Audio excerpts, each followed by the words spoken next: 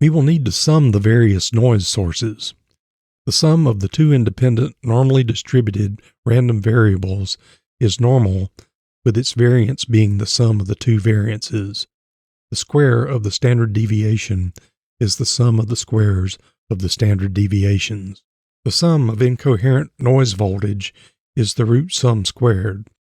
As an example, summing 6 millivolts RMS with 3 millivolts RMS equals 6.71 millivolts RMS.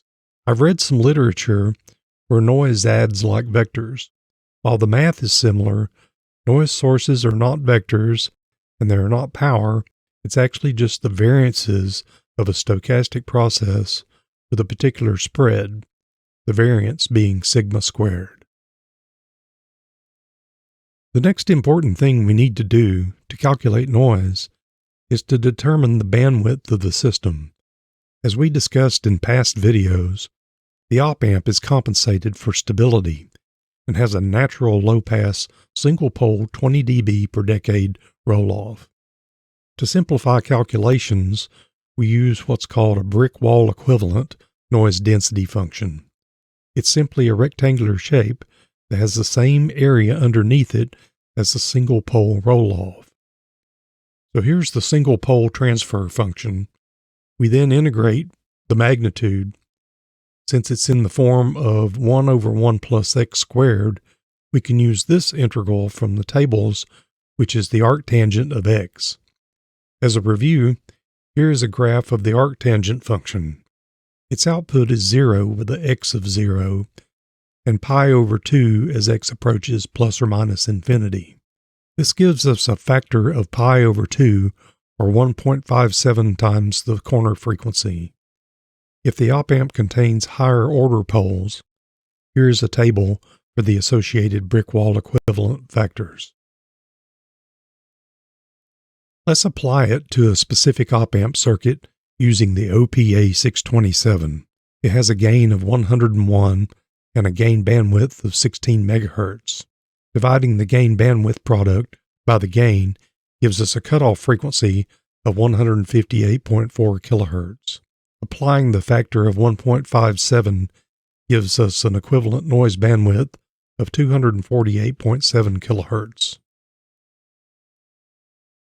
Next up, we integrate the 1 over F noise of the opamp device. We begin with a single noise density point, EP, in the flicker region. Square it to get the power spectral density.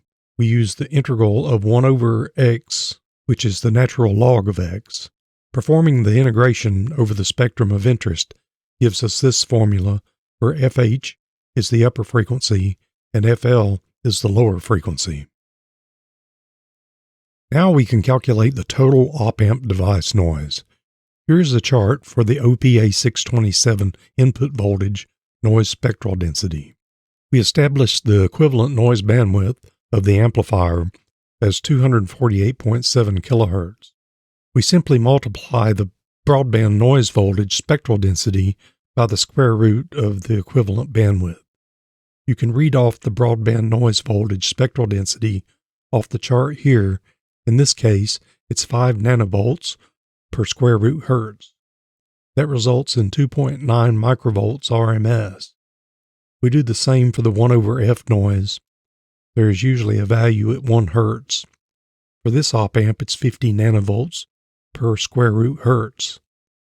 Since it's at 1 hertz, the noise voltage is 50 nanovolts.